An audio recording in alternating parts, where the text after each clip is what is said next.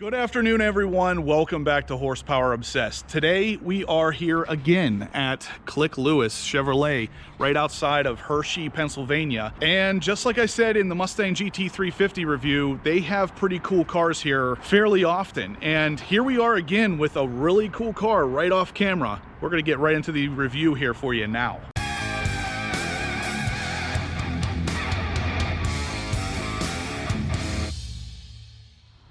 All right, guys, so for those of you who are the eagle-eyed viewers, you could probably see the reflection of it in my sunglasses, but here's the reveal. It's gonna be the new Toyota Supra. How freaking awesome is that? I'll be totally honest with you though, this car did not really capture my interest after the kind of botched reveal. Now, what I mean by that is Toyota initially showed us a concept Supra and it was absolutely gorgeous. I'll put a picture in right here.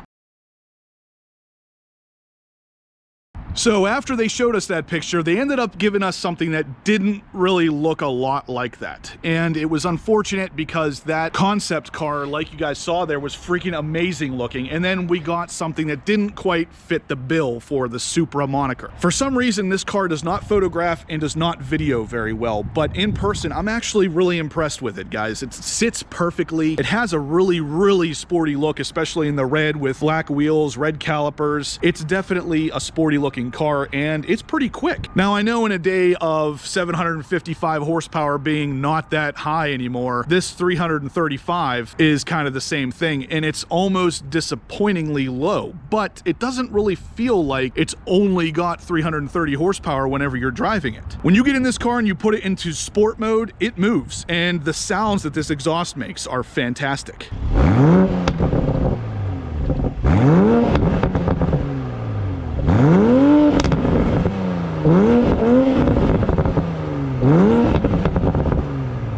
Now, I'm sure by now all of you guys know the Toyota Supra is basically a BMW. Everything was built on a BMW chassis. Toyota obviously partnered with BMW to get this done, and typically I'm not a big fan of BMW cars either. There's a very select few that actually check the boxes for me. But somehow I'm feeling this car in person. I really like the sporty look of the red with the black wheels and everything. Any of you guys who are OG subscribers are gonna kind of know this is my color scheme. So this really appeals to me right off the bat. The biggest thing I didn't like originally was how large this hood is. So from this cut all the way up, that is all hood. But in person, it really works. It really keeps the lines of the car really clean. It came down to a couple different cars for most people. It was either the new Supra, the C8 Corvette that's coming, or the Mustang GT500. When you think about it, those three really have pretty much all of the crowds covered. You got your tuners, you got your sports car / supercar drivers with the C8 Corvette, then you got your muscle car lovers with the GT500. But anyway, let's get into some details of the Supra. The rear wheels are going to be Michelin Pilot Super Sports, just like you can get on the Corvette, but they're 275/35s in the rear and 255/35 in the front. And both the back wheels and the front wheels are 19-inch. Now, one of the exterior details I never really cared for is this duckbill wing right here, but actually in person, it looks pretty decent. One of the more strange features of the car is actually the hood pop here. If you can see right there, it says you got to pull this 2 times to actually unlatch this massive hood. It's different, but it's, I guess, some sort of security safety setting so this thing doesn't accidentally fly up and completely crush the car because of how big it is. Let's go ahead and pop the hood and see what makes this Toyota a BMW. That's the 2 times pop. After lifting this massive hood, I noticed there is no safety release lever that you gotta grab with your fingers like a normal hood. That's why you have to hit that hood release twice. So one of the first things you're greeted with when you pop this hood is a cable right here that clearly says BMW on it. So right off the bat, you are very well aware this is half BMW, half Toyota, or however you want to look at it. Just to give you an idea, I mean, look at the front of the car and how wide it is. And then the hood literally looks like it's wider than the car when you're standing here looking at it. And as you can see, engine bay is actually weather stripped off. So nothing's going to get in here, make this thing dirty or anything like that, which as a car guy, I can appreciate. But I mean, just look at all the plastic here. This is all just unused real estate. We have a 3-liter V6 engine with a turbocharger. So this V6 that's kind of on the small side, puts out 335 horsepower.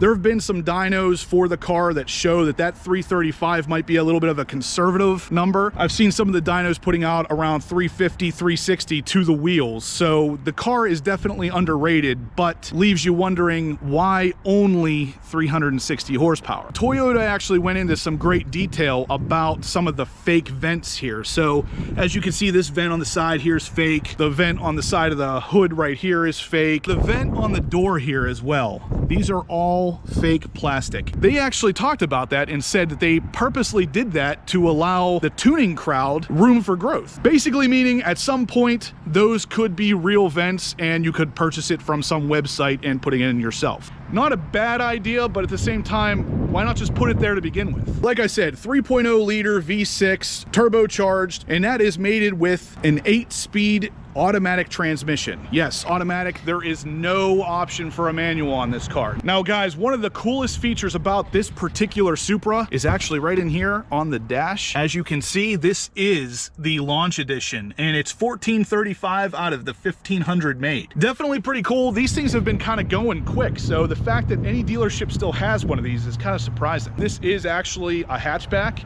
and when we pop it, a good majority of the back here opens up and keeps the idea for cargo space alive. You pop it from inside, you open it up, and there's really not a large opening here. It's weird because there's a good bit of cargo space in there, but not so much a large opening. It's an odd omission here, considering it doesn't really seem like it would have been that hard to cut that out a little bit wider. But anyway, there is a good bit of cargo space because it is a hatchback. Like I said, for those of you who don't know, it is just the 2-seater. There is no rear seat, obviously. And what's even stranger is it doesn't seem like there's a button under here to pop the hatch. That's an odd omission as well, because every single hatchback car I've ever seen with a push button starter has a way to get into that hatch without using the actual remote to pop it. Since we're in the back here, you guys can see there is dual exhaust, a fairly aggressive rear diffuser, and this right here in the middle, that's actually the backup light.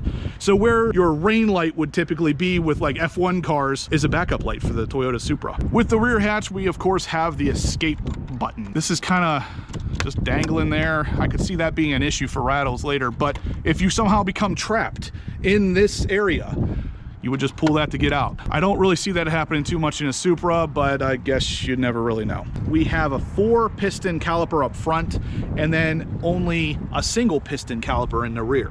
Now, this is typical of cars that don't necessarily need more stopping power, so Toyota must be pretty confident that the front calipers are big enough to stop this car without any kind of problems. Still kind of an odd look though, with those being a nice 4-piston setup, and then you got your typical 1990s Cavalier caliper in the back. Obviously, we have our gas cap on the passenger side. Nothing special here, but there it is. Let's go ahead and close this gigantic hood. Wow. That thing closes with some authority. Doors, the hood, and the hatch in the rear, they all close very solidly. So they feel real solid, not like cheap metal or anything. Just listen to the way this hatch closes.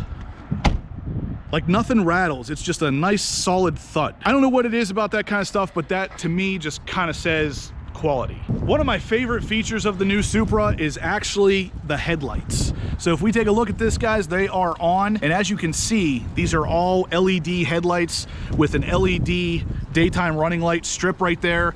And at the corner here, this is actually an amber lit daytime running light as well. So this whole headlight is all LED, but just check that out. That has such an aggressive stance to it.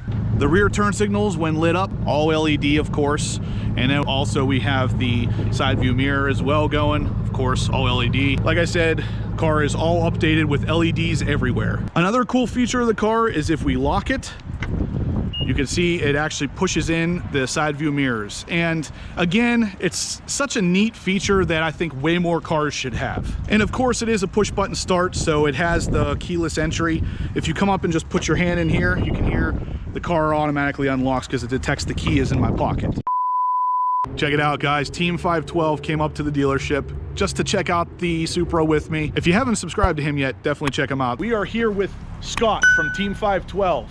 His Grand Sport just pulled in, and After I'm done with my review of the Toyota Supra, you can check out his channel. We're gonna actually go back and forth between these cars and tell you how we feel about them, what the differences are, and whether or not they're worth the money. What do you think, Scott? I think it's a fabulous idea.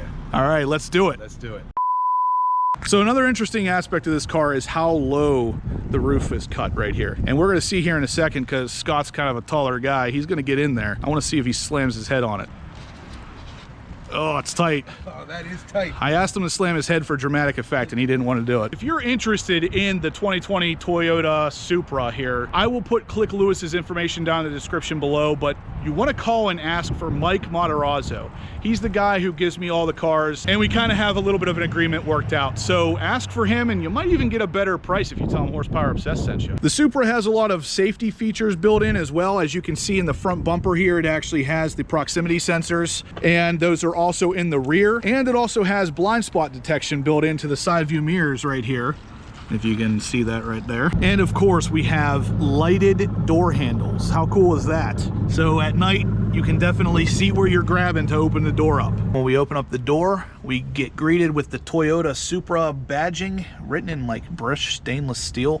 Looks pretty good. But anyway, let's get in, take it for a ride, and see what the driving impressions are. For the most part, we are climbing into a BMW. If you're familiar with BMW quality, that's what you're getting with this car. It has a JBL sound system, as you can see right there. This tweeter, woofer in the door, and there's a couple subs actually in the trunk. You're greeted with a very high quality interior. There is leather wrapped armrest right here with your white stitching. This is what feels like plastic with some rubberized material over top of it. Like I said though, when you close these doors, they're very solid. The car gives you a very solid feel overall. And down at the bottom of the driver's side door is the button to pop the rear hatch. On the left of the steering wheel, we have the headlight controls. The instrument cluster brightness dial is right beside the headlight buttons. And then of course we have the steering wheel, which is pretty much directly out of a BMW with Toyota logo in the center. We do have the large paddle shifters on both sides, and that is mated to that dual clutch transmission that shifts pretty quick.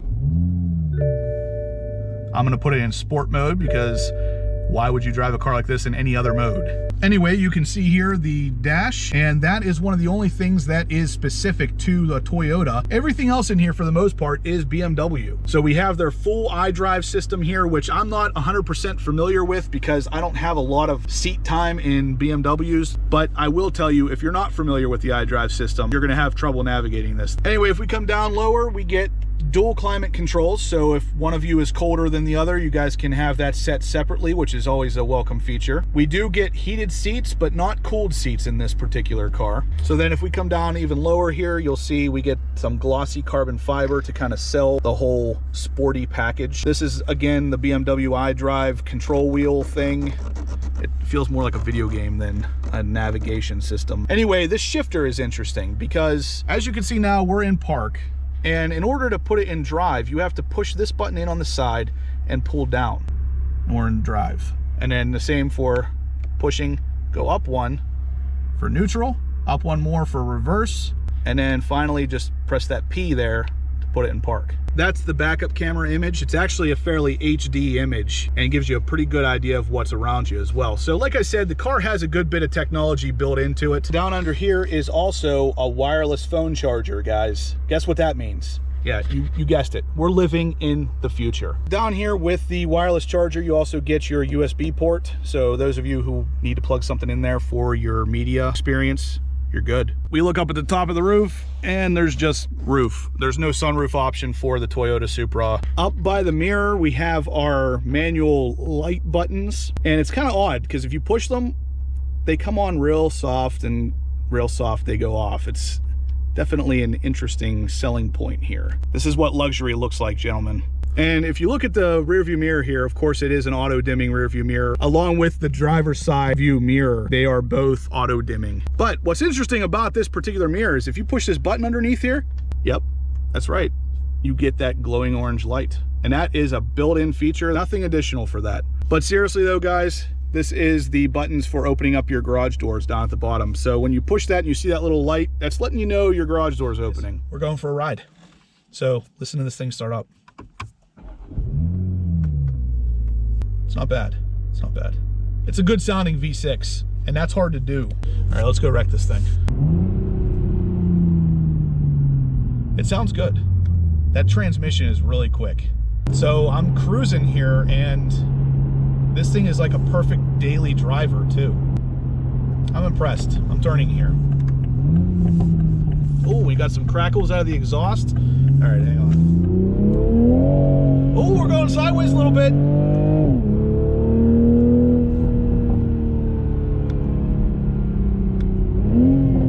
Wow. Listen to that exhaust for a V6. This thing sounds awesome. I got the speed limit sign flashing at me on the dashboard. I don't know what that means. Yeah, so it handles the rough roads pretty well. I mean, you could tell you're in a stiff riding car, there's no doubt. But it handles it well. So I'm very impressed. It's a great daily driver, and it's pretty quick. I mean, this transmission is really what makes this car, because 335 horsepower is not that much, but when you made it to a fast shifting transmission like this, it's quick. Listen. It's crazy. Put this down a little bit. How awesome is that?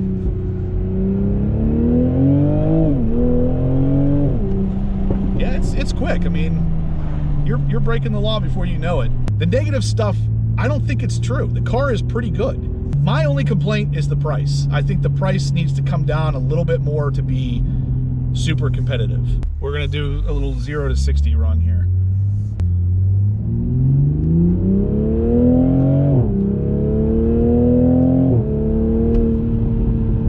That guy's going. Well, the brakes are good. Brakes work. So I don't want to just sit here and talk about how fast it is or how good it sounds. The car rides really nicely. It soaks up the bumps just like a BMW would. It's pretty much the quality you would expect from a BMW. It's not a bad thing. When someone says, oh, that's just a Toyota branded BMW, sure, okay, that's not a bad thing. It's got enough of its own identity here too. So it's still a Supra, it's still a Toyota with some BMW bits. Maybe a lot of BMW bits, but it's not a bad thing. It rides very nicely, could very easily be a daily driver, and it's got a lot of power. That transmission really puts it to the ground in a way that today's 40 degrees outside. Michelin Pilot Super Sport tires, which are pretty good tires, sure, but it's cold. And this car barely loses any traction. Even in first gear, I hammer the throttle, it sticks, it goes. The transmission knows what it's doing. Toyota knew what they were doing setting this car up. This is a nice car. Like I said earlier, it's not a good enough bargain for me. As it sits right now, the car's around $60,000. That's too much. If it was at most 45, this would be a fantastic buy. At some point, I think you'll see the cars get there as they get used and higher mileage, things like that. As far as I'm concerned, guys, I would recommend the car. Over a Corvette, no. But again, that's where the dollar amount comes in. All right, we're gonna do one more pull.